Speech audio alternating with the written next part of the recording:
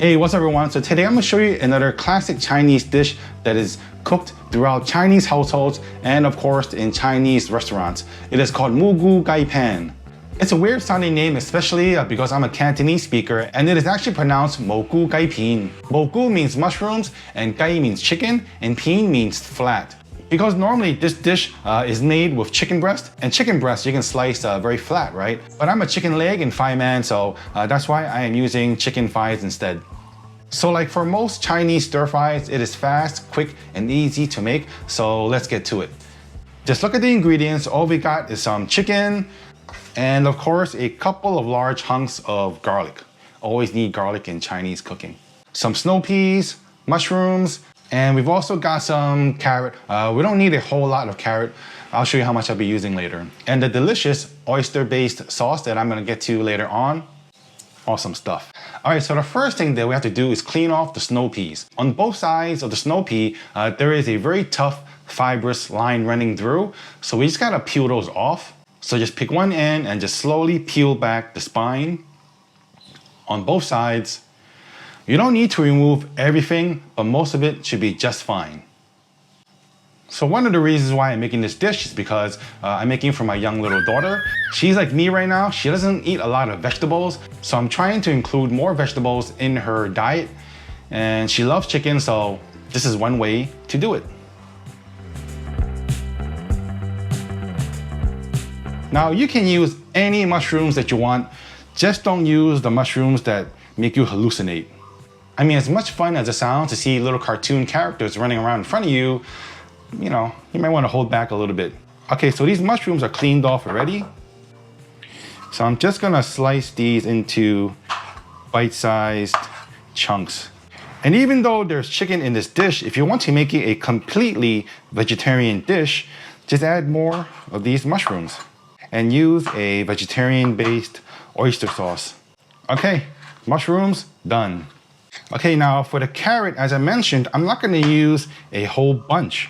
I just need like, I don't know, maybe like 10 or 12. Whoa, it fell down my table. Shoot. Anyways, I'll get that later. And I always use these special peelers to make a special little design shape.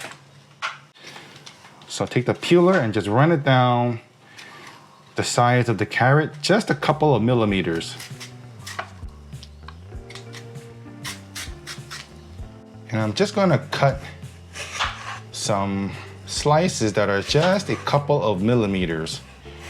I'll probably cut off like maybe, I don't know, 10 or 8 pieces.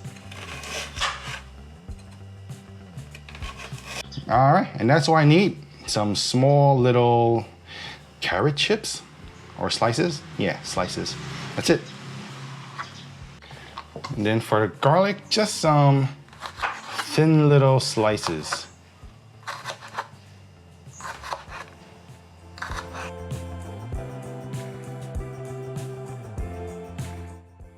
And then we're gonna take the chicken. For this recipe, I like to slice my chicken about 1.5 to 2 centimeters in thickness.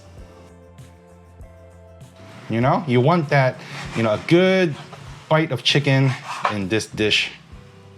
Again, if you want to use chicken breast, go ahead and use chicken breast. I mean, honestly, you can put anything you want in this. Shrimp, pork, beef, squid, whatever makes you happy. And once we're done with the chicken, we're gonna place everything back into a bowl and get it ready for a quick and easy, tasty chicken marinade. Starting off with 1 tablespoon of light soy sauce, just 2 teaspoons of Chinese cooking wine, a dash of ground white pepper, and just stir it up for a few minutes. Then throw in a tablespoon of corn flour or cornstarch. It depends where you live, but they're both the same thing. The corn flour or cornstarch is gonna help seal in the juices of the chicken when it cooks. Plus, it's gonna help create a nice little crust during stir fry. And stop mixing when you see that the chicken has a nice little white milky coating.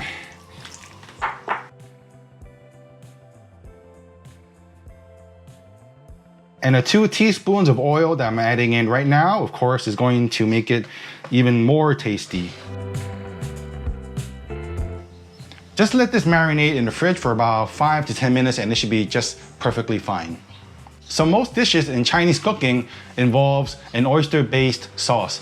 That's why at home you should always have a very good quality oyster sauce so you're ready to make some delicious Chinese food. Right here I've got 3/4 cup of water. To that I'm gonna add 4 tablespoons of oyster sauce. This is just a teaspoon of dark soy sauce. This is more for color than it is for flavor. 2 teaspoons of light soy sauce. And half a teaspoon of sugar to help balance out the flavors. Alright, so that sauce component is finished. Now there's another sauce component that you know is very, very important. If you watch all of my videos, you know what's coming up next. Whoops. And that's a slurry. A slurry is a sauce thickener. You can use corn flour, you can use potato flour, you can use tapioca starch. Mixed with just a tablespoon of water, all will produce the same results, which is help thickening up your sauces. It doesn't actually get dissolved in the water, so you have to make sure to mix it up again right before you throw it into your hot wok or your pan.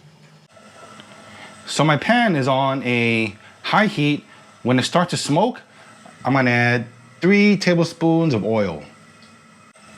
Swish the oil around.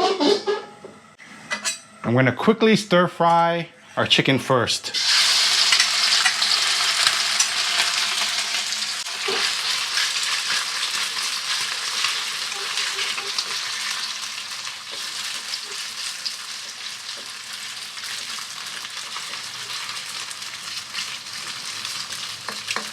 So one tip about stir frying chicken, beef, whatever, you want to have a nice sear on the proteins. So in order to do that, you want to spread out the protein, in this case chicken, around the wok, lay it out flat, all the pieces, and just leave it alone for about 15 to 20 seconds, which is enough time to help build a nice little tasty crust on the outside of the chicken. And then we flip. So I'm gonna cook that chicken for about 3 to 3.5 minutes. You want to cook it about 80% done. You don't want to cook it from start to finish because if you do that, the chicken's gonna be overcooked and just not tasty. So when the chicken is about 80% done, I'm going to remove it. Try and keep as much oil inside your wok or your pan because we don't need to add any more oil to this. And I'm gonna set my pan on a medium-high heat. The pan is plenty hot already. Toss in the garlic and the carrots.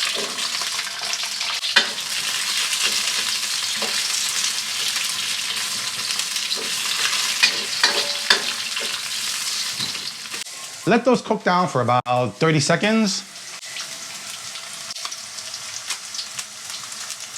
And then toss in the mushrooms and the peas.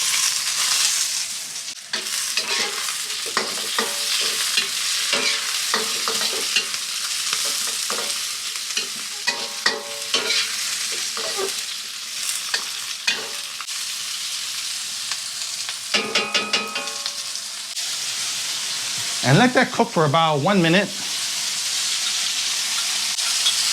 And toss in the sauce.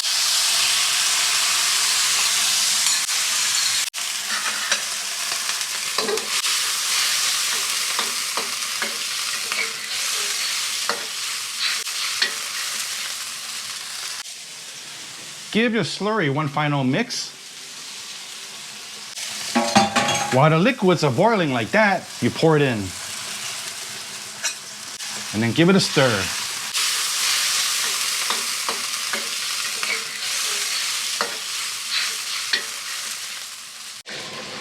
Once that slurry interacts with that hot liquid, it's going to thicken up the sauce. And you do want to mix very well because you don't want the slurry to clump up into one area. About 15 seconds later, we throw in our chicken.